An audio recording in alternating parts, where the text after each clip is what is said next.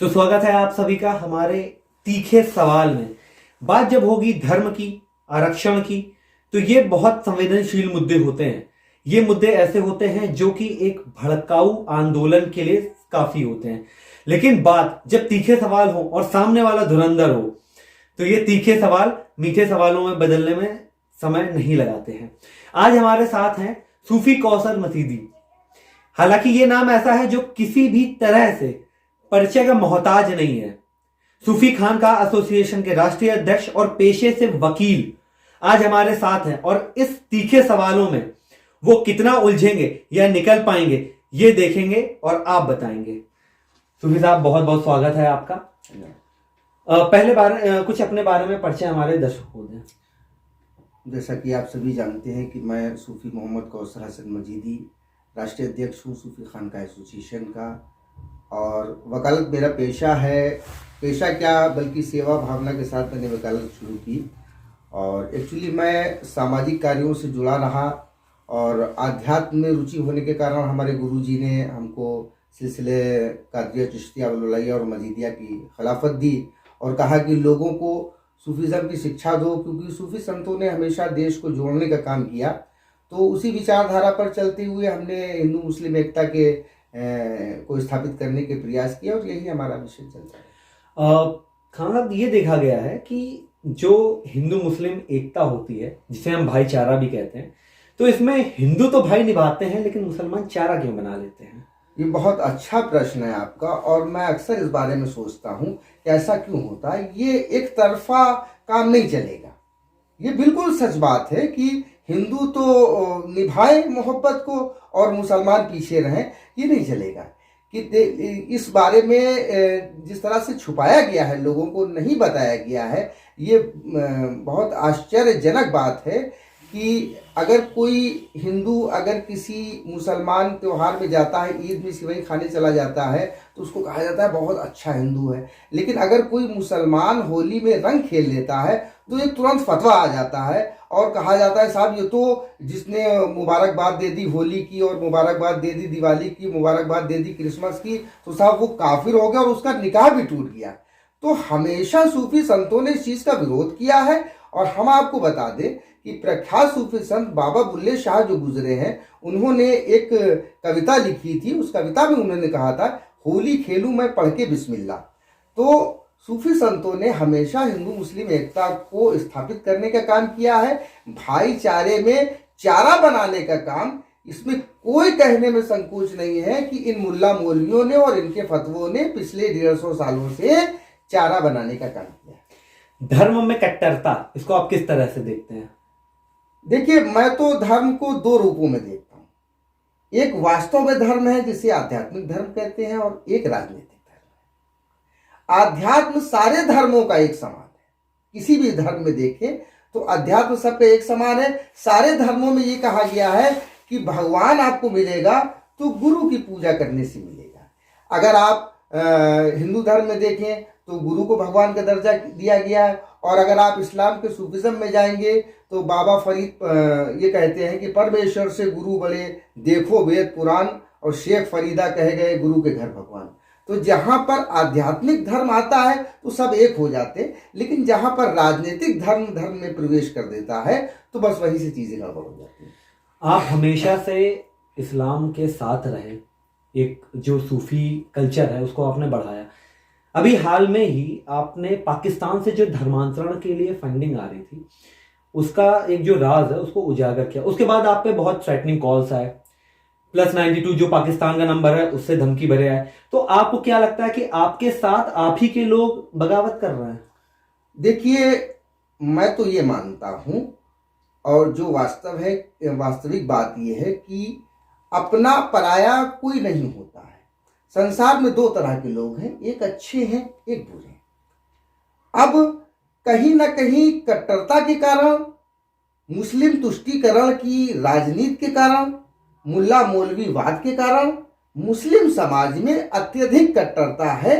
और चूंकि हर समझदार व्यक्ति अपने घर की सफाई पर विशेष ध्यान देता है, तो मैंने भी सोचा कि मैं इस घर की सफाई करूं। तो जाहिर सी बात है कि जब ज़्यादा गंदगी है तो फिर ज़्यादा लोग इसमें शामिल होंगे तो ज्यादा उल्टी सीधी हरकतें होंगी, तो ज्यादा धमकियां आएंगी। बस यही इतनी सी बात है। अभी जो बीजेपी सरकार ने 3 तलाक लाया या जनसंख्या नियंत्रण बिल के लिए वो सोच रही है, तो क्या 3 तलाक आपको लगता है कि सही फैसला था उसका?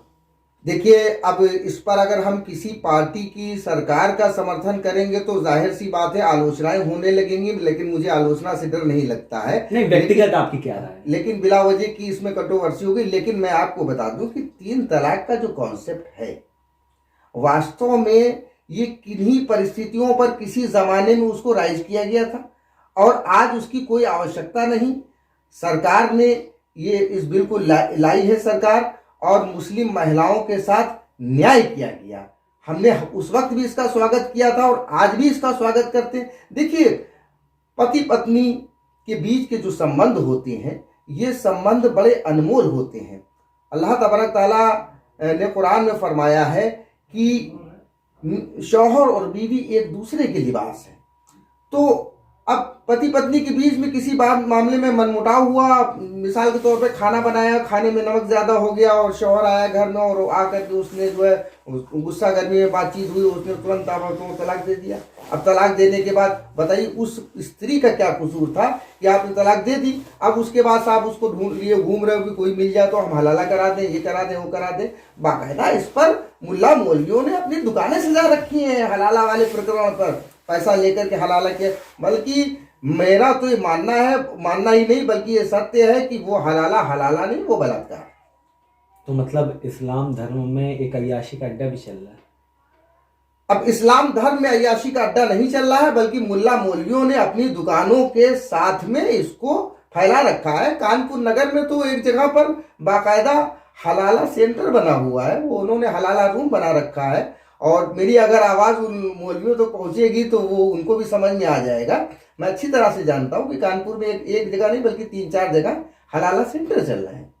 सनातन धर्म के बारे में आप क्या कहना चाहेंगे? सनातन धर्म, अब इसको आप धर्म के रूप में देखेंगे तो एक नई बहस छिड़ जाएगी। ये भारतीय संस्कृति जो हमारी है, जो वसुधैव कुटुंबकम का मंत्र लेकर के उत्पन्न होती है, ये संस्कृति सदैव लोगों को जोड़ने का काम करती है। और एक बात जो मैं हमेशा से कहता चला आया हूं, आज फिर मैं वो दोहराऊंगा, इंसानियत की शुरुआत अगर किसी जमीन से हुई है तो चाहे आप इस्लाम धर्म उठा करके देख लें, कुरान से देख लें, चाहे ईसाई बाइबल से देख लें, ओल्ड टेस्टामेंट से, न्यू टेस्टामेंट से, किसी भी किताब से देख लें, मानवता की शुरुआत, इंसानियत की शुरुआत, आदमियत की शुरुआत अगर किसी जमीन से हुई है तो वो जमीन हिंदुस्तान की जमीन है और वही हमारी सनातन संस्कृति। तो अभी हाल में ही वसीम रिजवी जो कि बहुत चर्चित थे सिया वक्फ बोर्ड के, उन्होंने हिंदू धर्म अपना लिया, तो क्या उनके इस फैसले का आप समर्थन करते हैं? देखिए, ये धर्म का जो मामला है, मैं तो एक अधिवक्ता हूं और हमेशा मैंने कानून का सम्मान किया है। संविधान के अनुसार प्रत्येक व्यक्ति को ये अधिकार है कि वो किसी भी धर्म में जा सकता है। तो वसीम रिजवी को ये लगा कि वो हिंदू धर्म उनके लिए बेहतर है तो वो उस धर्म में चले, क्योंकि हमारे देश का संविधान इस बात को की इजाजत देता है कि कोई भी अपनी मर्जी से किसी भी धर्म में जा सकता है। लेकिन अगर किसी की आप आलोचना करें सिर्फ इस बिना पर कि लड़ाई झगड़ा हो, वैमनस्यता उत्पन्न हो, जो टारगेट कर लिया जाए पूरे समाज को, देखिए ऐसा नहीं है कि समाज में गंदगी नहीं है, समाज में अधिसंख्य गंदगी हो सकती है, लेकिन इसका मतलब ये नहीं कि पूरा समाज गंदा हो जाएगा। आप पूरे एक विशेष वर्ग को, अहले सुन्नत को टारगेट करके आप उसको गालियां देते हो और प्रॉफेट मोहम्मद सल्लल्लाहु अलैहि वसल्लम का अपमान करते हो, जबकि जो आपकी विचारधारा के लोग हैं, जो उनके पूर्व धर्म की विचारधारा, शिया धर्म की विचारधारा के लोग हैं, वही लोग उनकी बात का समर्थन नहीं करते। और जो दूसरी बात है, मार्च 2021 में मैंने इसको सिद्ध भी किया था और उसी महीने में मेरा एक इंटरव्यू हुआ था। उस इंटरव्यू में मैंने साबित कर दिया था वसीम रिजवी के ऊपर वक्फ की संपत्ति के भ्रष्टाचार के 25 मुकदमे चल रहे हैं और गंभीर धाराओं के मुकदमे चल रहे हैं और सीबीआई की उसमें जांच हो रही है। तो कहीं ना कहीं राजनीतिक एडवांटेज लेने के लिए उन्होंने ऐसा काम किया है। वसीम रिजवी कभी धार्मिक नहीं रहे और बाकी क्या है ये तो आने वाला वक्त समय बता देगा। अभी जैसे कि इस्लाम को कहा जाता है, जैसे अभी आपने बोला, तो ऐसी कौन सी कुरीतियां हैं इस्लाम में जिसको आप हटाने के लिए आगे आंदोलन करेंगे या कुछ भी कोई भी ऐसा कार्य करेंगे आप? देखिए, इस्लाम में दो विचारधाराएं हैं, एक अलीज़म है, एक मौवियाज़म है। पैगंबर इस्लाम हजरत मोहम्मद मुस्तफ़ा सल्लल्लाहु अलैहि वसल्लम ने फरमाया कि मेरे बाद 30 साल तक खिलाफत राशिदा है, उसके बाद वो मल्लूकियत में तब्दील हो जाएगी। बात बड़ी लंबी चली जाएगी, लेकिन मसला ये है कि इस्लाम की जो स्थापना 1400 साल पहले वाले इस्लाम की जो स्थापना हुई वो राजशाही के खिलाफ थी, सामंतवादी व्यवस्था के खिलाफ थी। लेकिन पैगंबर साहब के गुजर जाने के, इस दुनिया से चले जाने के 30 साल बाद फिर वही परंपराएं आ गई। उनको लाने वाले जो लोग थे, तो उस वाद को मौवियाइज्म कहा जाता है, और सूफिज्म जिसको फॉलो करता है उसको अलीइज्म कहा जाता है। तो यही दोनों टकराव के बिंदु हैं। मौवियाइज्म के लोग आज भी उसी साम्राज्यवादी विचारधारा को पूरी दुनिया में स्थापित करना चाहते हैं कि जिस तरीके की आज से कई साल पहले जो अपने यहाँ से जो जिस तरह से भारत में थी कट्टरपंथी व्यवस्था वाला, तो उसी तरीके का वो मामला लाना चाहते हैं। और जो सूफिज्म को फॉलो करने वाला यानी हजरत अली की तालीमात पर चलने वाला इस्लाम है, वो हमेशा इंसान को इंसानियत की बात बताता है। बस यही जो बात। भारत में लोग कहते हैं मुसलमान डर रहा है, तो भारत में क्या वाकई मुसलमान डर रहा है? मैं तो उस दिन मानूंगा कि भारत में मुसलमान डर रहा है कि जिस दिन हमारा साथ देने वाले आप हों या हमारे और बहुत से हिंदू भाई हैं, मेरे साथ कोई समस्या आती है तो सबसे पहले वो खड़े हो जाते हैं। मैं तो डंके की चोट पर ये कहता हूँ कि मैं हिंदुस्तान में रह करके हिंदुस्तान के तथाकथित विचारधारा के मुसलमानों से डरता हूँ। आज 2 साल हो गए मैं अपने मोहल्ले की मस्जिद में जाकर के नमाज नहीं पढ़ने नहीं जा पाया, क्योंकि वहाँ पर एक शख्स बैठा रहता है, उसका ये टारगेट है कि अगर मैं यहाँ पर आऊँगा वो कोई ना कोई हरकत करेगा या फर्जी मुकदमे लगाएगा। तो जो लोग ये कहते हैं इस देश में डर रहे हैं, उनको डर लगता है। तो मैंने बहुत पहले एक बयान दिया था, जब तालिबान का समर्थन कुछ लोग कर रहे थे, तो मैंने एक बात कही थी कि हमारे देश की जो वायुसेना है उसके पास बहुत बहुत बहुत बहुत बड़े जहाज हैं। तो ऐसे लोग जो भारत में डर रहे हैं, इनको डर लग रहा है, इनको इन जहाज़ों में भर करके उन्हीं देशों में छुड़वा दिया जाए जहां इनको अच्छा लगे। शरिया कानून के बारे में आप क्या कहेंगे? देखिए, शरिया कानून की इस देश में कोई आवश्यकता नहीं। इसलिए आवश्यकता नहीं है क्योंकि ये देश विभिन्न संस्कृतियों का देश है, विभिन्न विचारधाराओं का देश है, और हमारे देश के संविधान में जो धार्मिक स्वतंत्रता का अधिकार दिया गया, हमारा संविधान तो स्वयं सारे धर्मों का संरक्षण कर रहा है। जब संविधान स्वयं सारे धर्मों का संरक्षण कर रहा है, तो ऐसी दशा में ऐसे कानूनों का क्या लेना देना। मैं तो हमेशा से इस चीज का विरोधी रहा, और मैं तो पर्सनल लॉज बोर्डों का भी विरोधी हूं कि इन बोर्डों का आखिर काम क्या है। आप मुस्लिम पर्सनल लॉ बनाए, फिर हिंदू कहेंगे हिंदू पर्सनल लॉ बनाया जाए, फिर सिख कहेंगे सिख पर्सनल लॉ, फिर ईसाई कहेंगे, तो ये न्यायालय बंद कर दिए जाए। ये अदालतें क्यों चल रही हैं जब सारे पर्सनल लॉ। और दूसरी बात है, अगर मुसलमानों को मुस्लिम पर्सनल लॉ बोर्ड बनाने का अधिकार है तो फिर संवैधानिक रूप से ये हिंदुओं को भी मिलना चाहिए। अभी आपने एक प्रश्न किया था भाईचारा, हम तो भाईचारा निभाए और वो चारा बनाए, तो ये बोर्ड, ये जो तुष्टीकरण की राजनीति के चलते सारी चीजें बने। दूसरी बात यह कि बोर्ड, ये प्राइवेट सेक्टर में बोर्ड कैसे हो सकता है? ये तो सवाल, इतना बड़ा सवाल है। हमारे देश में इतने विधिवेत्ता बैठे हुए हैं, जरा सी बात पर जो लोग पीआईएल दाखिल कर देते हैं, आज तक उन्होंने ये पीआईएल क्यों नहीं दाखिल की कि ये बोर्ड तो सरकारों के लिए होता है या अर्ध सरकारी संस्थानों के लिए होता है। ये प्राइवेट सेक्टर में बोर्ड बने बने क्यों घूम रहे? फलाना बोर्ड फलाना बोर्ड फलाना बोर्ड, ये क्या करना चाहते हैं? ये क्या ये देश क्या खाला जी का घर है कि जिसके जो समझ में है वो करने लगे? जिहाद के बारे में आप क्या कहेंगे? हालांकि कई जिहादी कहते हैं कि मैं आतंकवाद का रास्ता इसलिए अपनाता हूं क्योंकि जन्नत अता होगी, 72 हूरें अता होंगी, तो इस बात से आप कितना समर्थन रखते हैं? देखिए, ये तो बहुत, इस पर भी मैंने एक बात कही थी कि हमारा अभी आंदोलन चल रहा है, पीएफआई के खिलाफ हम लोग आंदोलन चलाते हैं। तो पीएफआई के लोग जो है 72 हूरों का लालच दे करके नौजवानों को गुमराह करते हैं। और ये जो 72 हूरों वाला कॉन्सेप्ट है, तो अभी आध्यात्मिक चर्चा की बात है कि किसी दिन आप फुर्सत से बैठे तो मैं इसको बताऊं, ये सिर्फ और सिर्फ एक छलावा देने वाली बातें हैं। लोगों को गुमराह करने वाली बातें, किसी निर्दोष को मारने से स्वर्ग मिले, अप्सराएं मिले, हूरें मिले, ये ऐसा कहीं कुछ नहीं है। क्योंकि अगर आप जिस किताब से लेकर, मैंने तो नहीं पढ़ा किसी किताब में लिखा हो कि किसी निर्दोष को मार दो तो 72 हूरें मिलेंगे, बल्कि उस किताब में ये लिखा हुआ है कि अगर तुमने किसी बेगुनाह को कत्ल किया तो गोया तुमने सारी इंसानियत को कत्ल कर दिया, और तुमने अगर किसी की जिंदगी बचा ली तो गोया तुमने सारी इंसानियत की जिंदगी बचा ली। तो ये लोग कुरान की आयतों का मिस इंटरप्रिटेशन करते हैं, लोगों को गुमराह करते हैं, बल्कि ये एक एजेंडे पर काम कर रहे हैं, जिनका एजेंडा तुर्की, पाकिस्तान और मलेशिया के साथ मिल करके भारत में गज़वे हिंद को प्लांट करना है। और गज़वे हिंद के विषय में आपको बता दूं, पाकिस्तान के अलावा कहीं भी गज़वे हिंद पर कोई हदीस नहीं मिलती है, जबकि इसके अलावा 55 और भी इस्लामिक देश हैं। सिर्फ पाकिस्तान में ही ऐसा क्यों है?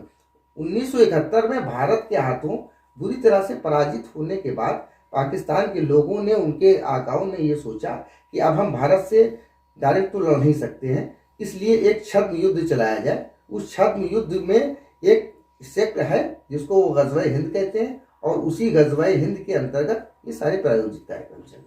पाकिस्तान कहता है वही मुसलमानों का सच्चा समर्थक है, हिंदुस्तान तो ऐसा करता ही नहीं। पाकिस्तान और मुसलमानों का समर्थक, ये तो वही बात हो गई कि दही कह रहा है कि मैं खट्टा नहीं हूं। जिनकी मस्जिदों में नमाज पढ़ते हुए लोग मार दिए जाते हों, जिनकी दरगाहों में बम बांध करके लोग कूद जाते हों, सूफी संत विचारधारा के अमजद साबरी की हत्या हो, चाहे दाता दरबार पर हमला हो, चाहे लाल शहबाज कलंदर की दरगाह पर हमला हो, अभी हाल में शिया मस्जिद पर हमला किया गया, शिया मुसलमानों को मारा जा रहा है, हज़ारा मुसलमानों को मारा जा रहा है, सूफी मुसलमानों को मारा जा रहा है। देवबंद, पाकिस्तान की देवबंदी और पाकिस्तान की बरेलवी विचारधारा जो है, ये लोग अपने अलावा किसी को मुसलमान मानते ही नहीं है। तो ये कौन सा आप बता रहे हैं? हिंदुस्तान में कोई बात बताते? इस देश में अभी हरियाणा में जब मस्जिदों का मामला चल रहा था, कुछ संगठन खुले में नमाज का विरोध कर रहे थे, हिंदू समाज के लोग ही आगे आकर के उनकी नमाजों का प्रबंध कर रहे थे। आज भी, अभी कुछ दिनों पहले गुरुद्वारों में उनको जगह दी गई नमाज पढ़ने की। तो ये भारत है। और अगर आप ये कहें कि कुछ घटनाओं को अगर आप बता दें कि ऐसा हो रहा है, ऐसा हो रहा है, तो उन घटनाओं को आप देख लेते हैं, जो अच्छी अच्छी घटनाएं होती हैं उनको क्यों छुपा देते हैं? तो दोनों चीजें सामने आती हैं। अयोध्या में राम मंदिर, और अब उप मुख्यमंत्री कह रहे हैं मथुरा में भी बनेगा। तो आप क्या लगता है कि जो राजनीति है वो धर्म के आधार पर करना सही है या नहीं है? देखिए, राजनीति पे धर्म हावी होना चाहिए, धर्म पे राजनीति नहीं हावी होना चाहिए। और कुछ मुद्दे ऐसे होते हैं जिनसे इंसानी जिंदगी जुड़ी होती है, तो ऐसे मुद्दों से बचना चाहिए। देखिए, हम सब का एक ही मकसद होना चाहिए, इस देश को महान बनाना। सदियों से हमारा देश आध्यात्म में विश्वगुरु रहा है, इसमें कोई दो राय नहीं। और हमारे पास इतना स्किल है, हमारे पास इतनी क्षमता है कि अगर हम सारे भारतवासी भारतीयता की भावना पर एकजुट हो जाए तो दुनिया का कोई भी देश हमारा मुकाबला नहीं कर सकता। इस तरह की बातें, इस तरह की चीजें देश को कमजोर करती हैं, ये सभी लोग। अयोध्या में राम मंदिर का आप समर्थन करते हैं कि सही बना?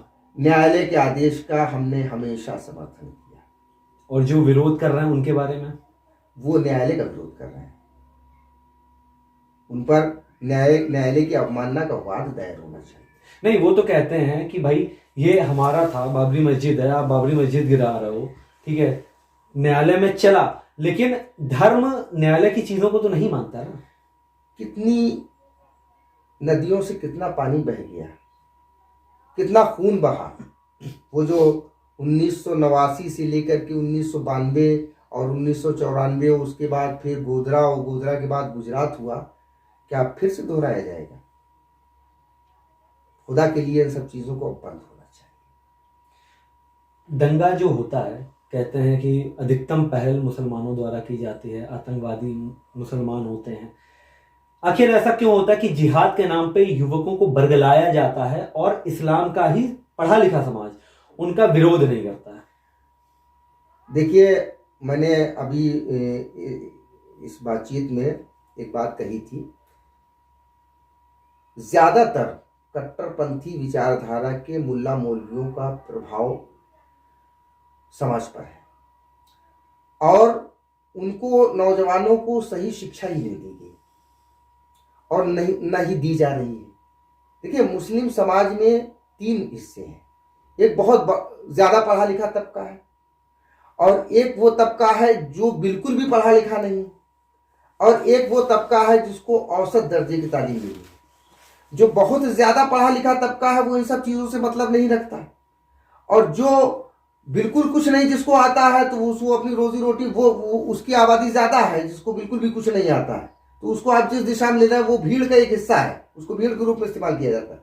और जो बीच का वर्ग है, जो अल्प शिक्षित है, तो उस पर मदरसे का एजुकेशन सिस्टम ज्यादा हावी है।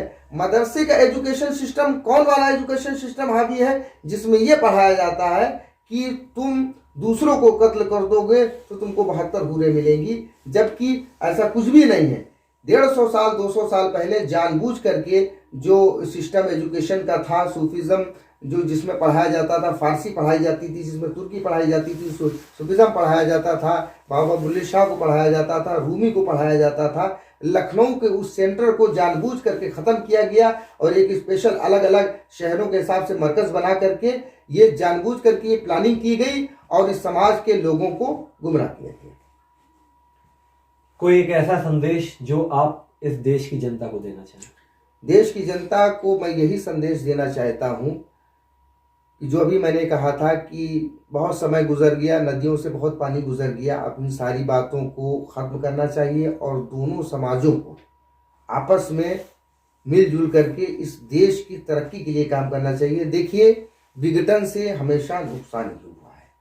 आप कोई झगड़ा करें, कोई फसाद करें, अगर किसी भी संपत्ति का नुकसान होगा तो देश की संपत्ति का नुकसान होगा। तो देश की जो संपत्ति है वो हमारी अपनी संपत्ति है, क्योंकि ये देश हमारा है। हमको ये सोचना चाहिए सबसे पहले हमारे लिए हमारा देश है, उसके बाद कुछ और है। तो सारे देशवासी मिलजुल करके रहें और एक दूसरे के साथ प्यार मोहब्बत को बढ़ाएं। होली खेल लेने से कोई हिंदू नहीं हो जाता और ईद में किसी मुसलमान के घर में चला जाने से कोई मुसलमान नहीं हो जाता है। ये ज़रूरी नहीं है कि कोई हिंदू टोपी लगाए तभी वो एक अच्छा हिंदू होगा और कोई मुसलमान तिलक लगाए तभी वो अच्छा मुसलमान होगा। हम एक हिंदू के तिलक का सम्मान कर लें और एक हिंदू एक मुसलमान की टोपी का सम्मान कर ले, बस यही सबसे बड़ी बात है। भारत देश सर्वधर्म समभाव पर चलता है और ये धर्म मानवता से बड़ा कोई धर्म नहीं हो सकता है, इस पर टिका हुआ है।